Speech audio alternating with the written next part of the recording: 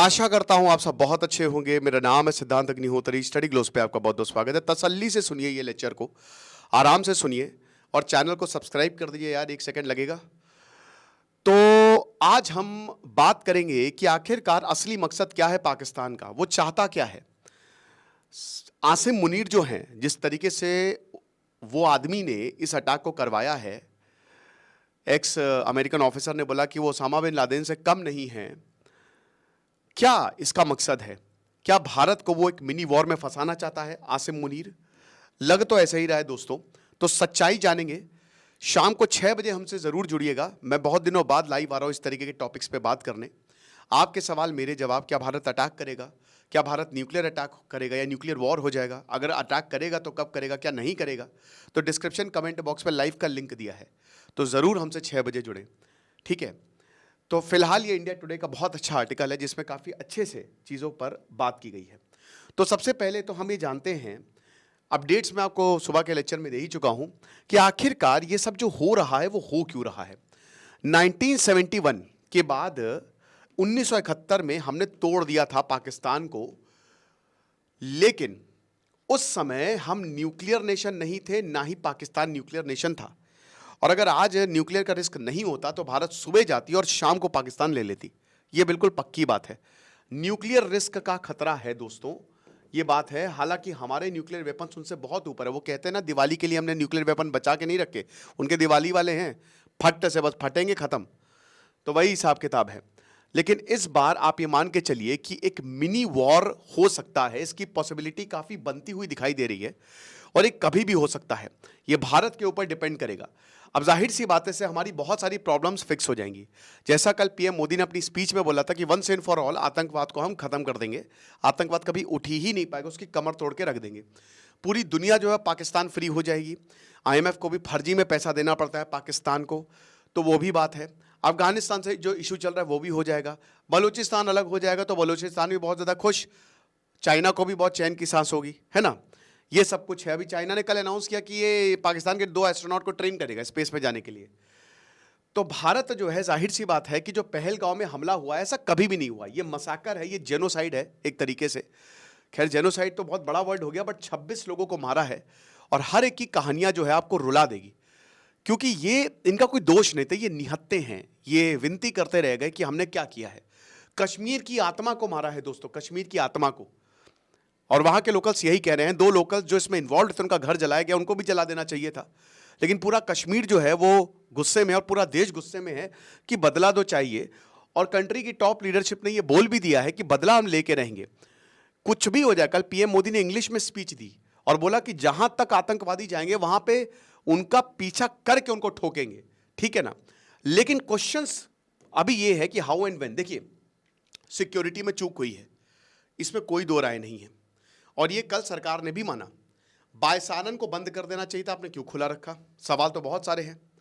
5 महीने पहले एक दैनिक भास्कर में रिपोर्ट छपी थी कि भाई यहां पे कुछ टेरर एक्टिव हैं और वो टूरिस्ट स्पॉट को निशाना बना सकते हैं।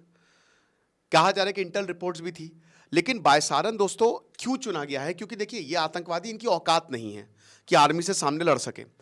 नीचे भाई बायसारन मैं गया हूं, ठीक है, तो एक रास्ता है बहुत ही टूटा फूटा, ठीक है, और एक रास्ता पहाड़ों से। जो स्टेबल रास्ता था वो यहां पे तोड़ा गया है ताकि लोग ज्यादा से ज्यादा खच्चरों का यूज कर सके, ठीक है। ये मुझे वहीं पोनी वाले नहीं बताया, बट वो रास्ते से हम गए थे क्योंकि उन्होंने बता दिया था कि आप उधर से जाइए। लेकिन वो भी बहुत अच्छा नहीं है। यहाँ पे बताई जा रही है कि एक पुलिस वाला नहीं था, जो शीतल बहने वो बता रही हैं, अनफॉर्चुनेटली उनके हस्बैंड जो है उनकी डेथ हुई है। वो बता रही है कि कोई भी वहाँ पे सिक्योरिटी नहीं थी, कोई पुलिस वाला नहीं था, और आधे घंटे तक गोलियां चलती रहीं, आराम से सब कुछ हुआ, तसल्ली से हुआ, और 1 घंटा तो वापस आने में लग गया। जाहिर सी बात है कि अब अगर जल्दी से उनको वापस पहुंचाया जाता तो, लेकिन अब वही ये सवाल तो उठ रहेंगे दोस्तों, ठीक है ना। क्योंकि कश्मीर में बहुत ज़बरदस्त है, आप नीचे लड़ नहीं सकते क्योंकि नीचे पूरी आर्मी चप्पे चप्पे पे आर्मी तैनात है, मैंने खुद देखा है। लेकिन बायसारन क्या है, यहाँ पे कभी सोचा नहीं था सरकार ने या सिक्योरिटी एजेंसी कि यहाँ पे कोई इस तरीके का हमला हो जाएगा, लेकिन हो गया। बट इन सबको भुला के अब हमको जवाब देना है। हमले कहीं पे भी हो सकते हैं। टारगेट तो अमरनाथ यात्रा थी, बिल्कुल सही बात है, लेकिन इन्होंने ये कर दिया और मारे जाएंगे, ये घूम घूम के मारे जाएंगे। तो बात इतनी सी है कि कब भारत और कैसे अटैक करेगा और भी इंपॉर्टेंट क्वेश्चन है कि आखिरकार आर्मी, ये जो आसिम मुनीर है, जो दबे सुरों में पाकिस्तान में भी लोग बोल रहे हैं, और वहां पे भी एक तबका है जो आसिम मुनीर को बोल रहा है कि अबे तुम निकलो यार, सबसे बड़े आतंकवादी तुम, और सबसे बड़ी आतंकवादी यही है। कोई जरूर दोस्तों, कोई बड़ी बात नहीं है कि जो आतंकवादी आए हैं क्या पता वो पाकिस्तान की आर्मी के हों, कोई बड़ी बात नहीं है। पाकिस्तानी आर्मी जो है, कारगिल में भी उन्होंने आतंकवादी का भेष पहना के भेज दिया था कि जाओ लड़ो, ये चीज़ है। तो ये सारी सवालों के जवाब देंगे कि आखिरकार आसिम मुनीर मिलिट्री कन्फ्रंटेशन करना क्यों चाह रहे हैं भारत के साथ, वाई? क्योंकि पाकिस्तान की इकोनॉमी शैटर्ड है, पाकिस्तान की इकोनॉमी खत्म है। पाकिस्तान का कल स्टॉक मार्केट, खैर मुझे तो लगा कि इनका स्टॉक एक्सचेंज भी है, लेकिन इनका स्टॉक एक्सचेंज क्रैश हो गया। उनकी करेंसी रिकॉर्ड लो पे है। पानी रोक दिया हमने इंडस वाटर ट्रीटी का, पूरी तरीके से पाकिस्तान कमर टूट गई हो, और अब देश जो है पाकिस्तान की मदद भी नहीं करेंगे, हिचकेंगे, ठीक है। और उसके बाद उरी और पुलवामा हुआ, लेकिन फिर भी हमने पाकिस्तान, ऐसा कोई बहुत भयानक हमने कभी स्टेप नहीं लिया, ना ही इंडस वाटर ट्रीटी रोकी, लेकिन अब वक्त आ गया है। तो चलिए इन सब की बात करते हैं, लेकिन उससे पहले बता दूं कि हमारा जो कॉम्बो पैक है चाणक्य और पर्सनालिटी डेवलपमेंट, तो उस पर सेल है, 50 घंटे से ज़्यादा आपको मिलेंगे, 500 रुपये का है। डिस्क्रिप्शन कमेंट बॉक्स में कोर्स का लिंक दिया है। तो भारत हमेशा रिसीविंग एंड पे रहा है, आपको पता है। पाकिस्तान क्या कर रहा है, 1947 से जब से पाकिस्तान बना है, भारत ने ये ट्रीटी तभी बनाई थी, और भारत को जवाहरलाल नेहरू को उस समय लगा था कि बड़ा दिल दिखाया था, क्योंकि हम अपर रिपेरियन स्टेट हैं, और भारत को लगा था कि कोई दिक्कत नहीं है यार, पाकिस्तान के साथ हम साथ में मिलकर काम करेंगे। लेकिन पाकिस्तान ने क्या किया, कश्मीर की लालच में, और बल्कि पीओके हमारा था, तो पाकिस्तान ने क्या किया, आतंकवाद को खड़ा करना शुरू कर दिया। लेकिन कभी भी टूरिस्टों को, never ever they attacked tourist, क्योंकि उनको पता था कि अगर टूरिस्ट को टूरिस्ट, पहली बात तो उनकी कोई गलती नहीं है, हमारी लड़ाई जो है वो सरकार से, हमारी लड़ाई जो है वो आर्मी से है, ठीक है ना। हालांकि इससे पहले भी टूरिस्टों पे अटैक हुआ है, ऐसा नहीं है। 1994 में एक अटैक हुआ था जिसमें 5 से 6 टूरिस्ट को ले गए थे, मार दिया था, है ना। चित्ती सिंहपुरा मसाकर हुआ था 2000 में, अमरनाथ यात्रा पे अटैक हुआ था। लेकिन ऐसे बहुत कम इंसिडेंट मिले हैं कि टूरिस्टों पे अटैक किया, जो वहाँ पे घूमने गए हैं उन पे अटैक किया, ठीक है ना। तो अब दूसरी चीज यहाँ पे क्या है ना कि देखिए, Kashmir is on the development mode. अब ये समझिए कि पाकिस्तान का असली मकसद है कि उसको डीरेल करना, क्योंकि उनके पास कुछ नहीं है खोने को, वो भिखारी हैं। तो जिसके पास कुछ नहीं खोता है घोने को, वो सुसाइड बन जाता है कि चलो भैया हम तो डूबेंगे सनम, तुमको भी ले डूबेंगे। तो पाकिस्तान जाहिर सी बात है चाहता है कि अब यहाँ पे टूरिज्म, देखिए 90% लोग भाग गए हैं कश्मीर से, सारी की सारी बुकिंग्स कैंसिल हो गई है, ये उसका मंसूबा था। अगर बुकिंग्स कैंसिल होगी, मैंने आपको बताया था कि आधा कश्मीर टूरिज्म पे डिपेंडेंट है, वहाँ पे इंडस्ट्री है नहीं, खेती है वो भी वैसी नहीं है कि मतलब आप खेती पे ही निर्भर हो जाओ, और हर किसी के पास वहाँ पे ज़मीन में नहीं है। तो छोटे से छोटा आदमी जो है वो टूरिज्म पे निर्भर है। अगर मान लीजिए कि कोई, जैसे एक आदमी है, उसने खच्चर खरीद लिया और वह बहुत गरीब है, उसके पास ज़मीन नहीं है, तो वो आदमी उस खच्चर से अपना दिन का गुजारा आराम से कर लेगा, क्योंकि इतना टूरिस्ट आ रहा है। पिछले साल लगभग 2.5 करोड़ लोग जो है वो कश्मीर में आए, और ये बढ़ता ही जा रहा था, लेकिन अब ये मास एग्जिट हुआ है।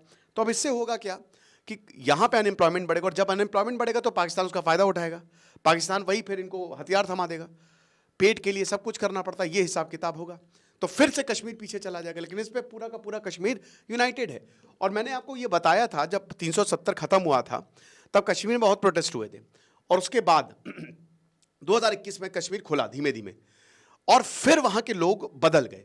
मैंने हमेशा आपको ये बोला है कि जब आप डेवलपमेंट करोगे, जब आप लोगों के हाथ में पैसा दोगे, तो लोगों को कोई शिकायत नहीं रहेगी, और लोगों की शिकायत धीमे धीमे खत्म हो रही थी।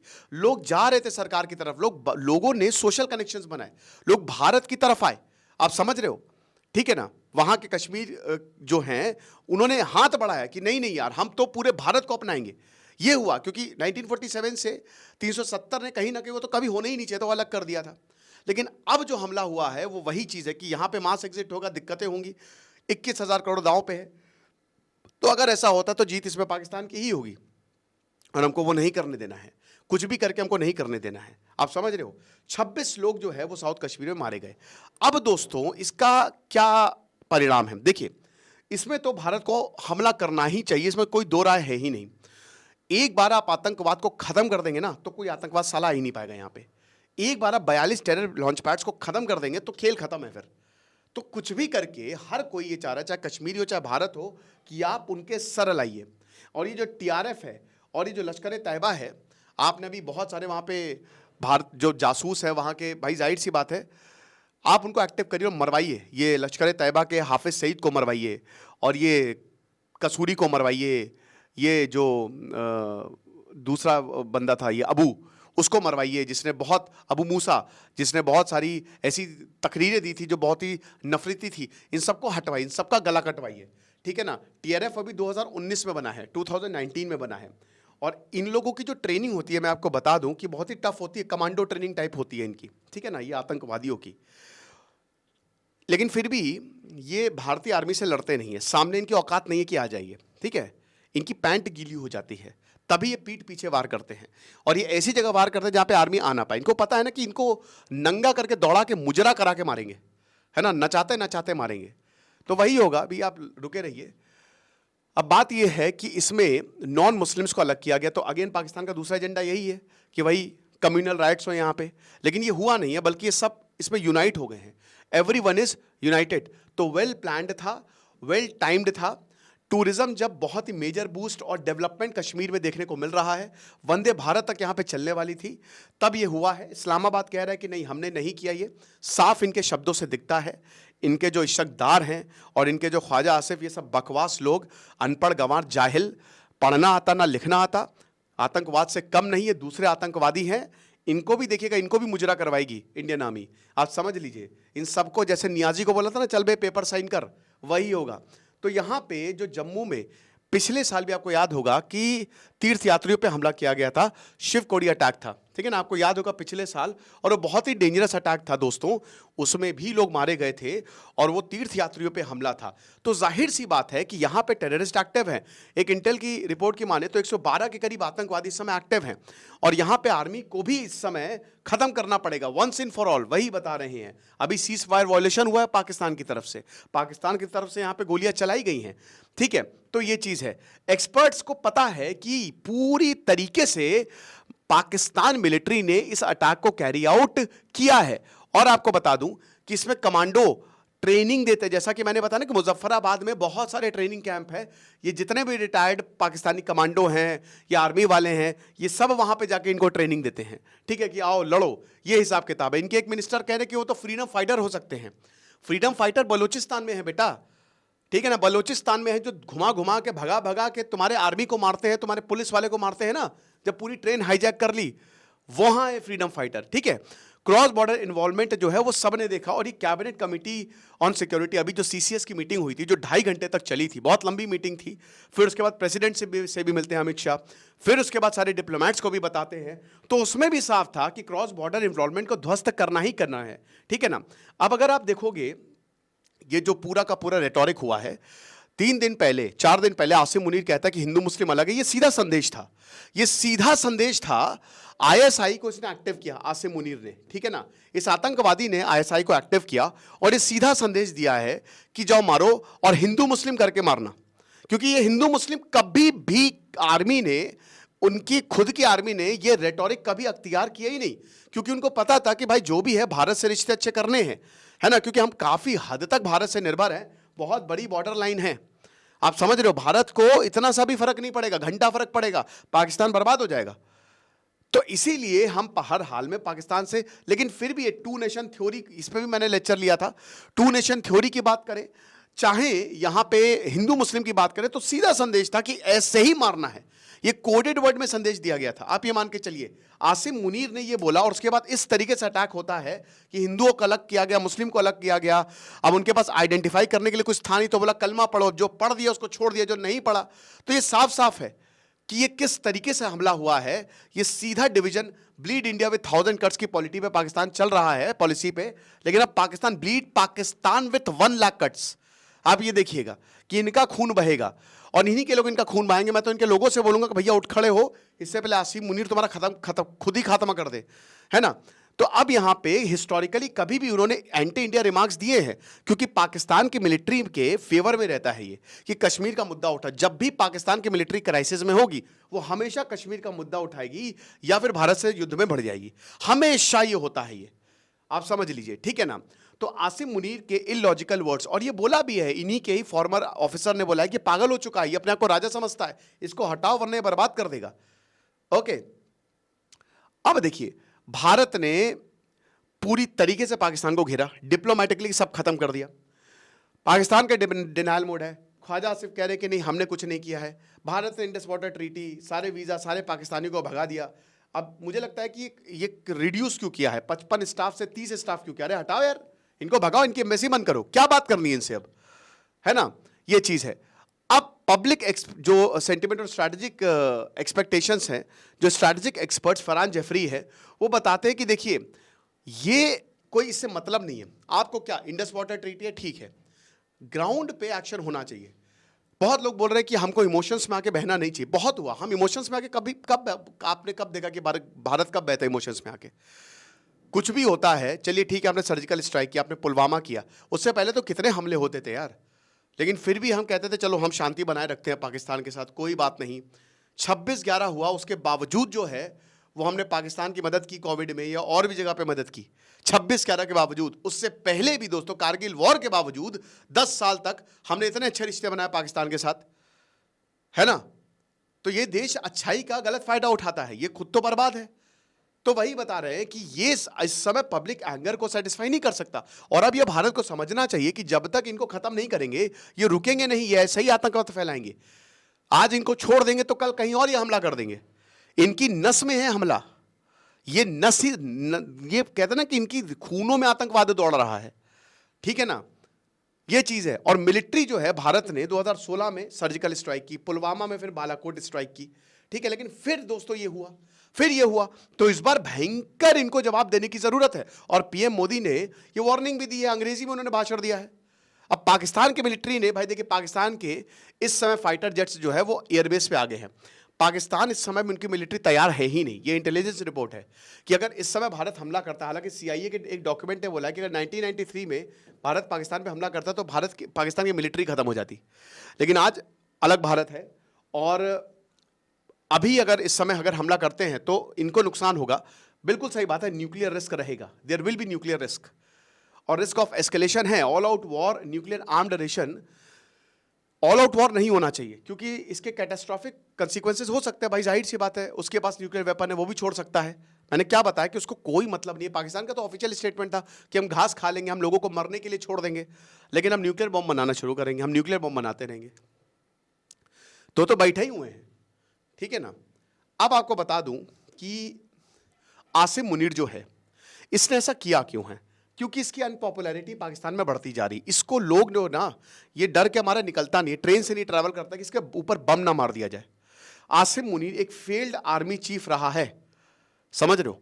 भाई कमर जावेद बाजवा चाहता था कि पाकिस्तान भारत से अच्छे रिलेशन हो, उसने तो नरेंद्र मोदी तक को बुला लिया था अक्टूबर 2021 में, लेकिन फिर उसके बाद इमरान खान ने बोला नहीं नहीं क्यों बुला रहे हो, इमरान खान ने टांग अड़ा दी। लेकिन इस आर्मी चीफ की जो अनपॉपुलैरिटी है ना, ये बहुत ज्यादा बढ़ती जा रही है, क्योंकि इसने क्रेडिबिलिटी प्रूव ही नहीं की है। ये क्रेडिबल है ही नहीं। इसके जब से ये आया है तब से पाकिस्तान पे लगातार हमले होते जा रहे हैं, और इनके जो आदमी है ना उनको मार्क करके रखा हुआ कि इनको मारना है। आप समझ रहे हो? बलोचिस्तान, उधर बलोचिस्तान जितने जो बलोच लिबरेशन आर्मी है वो तबाही मचाए हुए हैं। तहरीके तालिबान जो है वो खैबर पख्तूनख्वा को हमला कर रही है। सिंध में जो कैनाल प्रोजेक्ट है इसके खिलाफ लोग प्रोटेस्ट कर रहे हैं। तो आसिम मुनीर की भयंकर अनपॉपुलैरिटी है, मिलिट्री पे लगातार हमले होते जा रहे हैं। ये मोस्ट रिस्पेक्टेड ऑर्गेनाइजेशन है पाकिस्तान की, जो मिलिट्री, पाकिस्तान की मिलिट्री ने ब्रेन वॉश करके रखा हुआ है। लोग इनके पीछे खड़े रहते हैं और इनको पता है कि भाई देखिए इकोनॉमी पाकिस्तान की खत्म है, खस्ता हाल है, तो इकोनॉमी जो है वो कुछ, उससे कुछ नहीं होने वाला, मुझे हमला करना पड़ेगा। अब इसने पूरा मुद्दा ही डाइवर्ट कर दिया है। ये बात सच है कि भारत को ये फंसाना चाहता था, ये मिनी वॉर जानबूझ के चाहता है कि पूरा मुद्दा ही डाइवर्ट हो जाए और जो है वो सिंपैथी हो जाए मेरे खिलाफ, मेरे लिए, और उसके बाद लोग जो हैं वो मेरे साथ खड़े हों। अब लोगों को समझ ही नहीं आ रहा है, लेकिन इससे होगा क्या? आसिम मुनीर की अनपॉपुलैरिटी और चली जाएगी। और ये क्योंकि अब ये जो हुआ है अभी दोस्तों, जब इंडेक्स रिपोर्ट आई थी, मिलिट्री पावर इंडेक्स आया था, तो इसमें इंडिया की आर्मी जो है वो तीसरी सबसे ताकतवर आर्मी है दुनिया की, आपको पता है। और अगर हम ग्राउंड रियलिटी की बात करें और अगर फोर्सेस की बात करें, 25 लाख के करीब आर्म्ड, दुनिया के सबसे ज़्यादा आर्मी पर्सोनल हमारे पास है। और ये मुझे बताने की ज़रूरत नहीं है कि लड़ाई जो है वो ग्राउंड पे जीती जाती है। आप समझ रहे हो? लड़ाई ग्राउंड पे जीती जाती है। हमने रशिया में देखा, इजराइल में देखा कि उन्होंने लगा दी टेक्नोलॉजी, लेकिन वो तब भी जीत नहीं पाए, हम समझ रहे हैं मेरी बात? तो इसीलिए ये जो आसिम मुनीर ने किया है, इसको जानबूझ के मिनी वॉर चाहिए। परवेज मुशर्रफ के ऊपर भी असैसिनेशन अटेम्प्ट हुए थे, लेकिन वो बच गया। तो पहली बार हिस्ट्री में यहां मेजॉरिटी है ही नहीं, पाकिस्तान के लोग जो हैं वो इसी के खिलाफ जो है वो प्रोटेस्ट कर रहे हैं, और ये आसिम मुनीर को बहुत अच्छे से पता है, और इसीलिए वो स्ट्राइक करना चाहता है कि भैया जो भी हो जाए हमको कोई भी फर्क नहीं पड़ता। $7 बिलियन आपको बता दो कि आईएमएफ से इन्होंने मांगे थे, और आईएमएफ ने इतनी बार लोन दिया है, और अमेरिका को इसमें थोड़ा टफ स्टैंड लेना पड़ेगा कि हर वक्त अमेरिका पाकिस्तान को पैसा नहीं दे सकता, ठीक है। तो इसीलिए इनकी आर्मी ही इनकी लाइफलाइन, आसिम मुनीर को लगता है कि आर्मी ही ये इनका आखिरी वो है, आखिरी दांव पेच है कि अगर हम आर्मी को, हम भारत को फंसा लेंगे। अब ये सारी है, ये भारत के लिए ट्रैप है, this is the trap for India. ये कंसिक्वेंसेस पता थे पाकिस्तान को, ये बात सच है, लेकिन ये ट्रैप इन्हीं के ऊपर ही भारी पड़ जाएगा। एक्चुअल में पाकिस्तान, आप देखिए क्या होता है कि आप इतने से हो और अगला वाला इतना ऊपर दैत्य है वो, ठीक है, भयंकर। तो भाई आपको जगाना नहीं है। रावण हनुमान जी से नहीं लड़ सकता था, हनुमान जी से डर गया था रावण।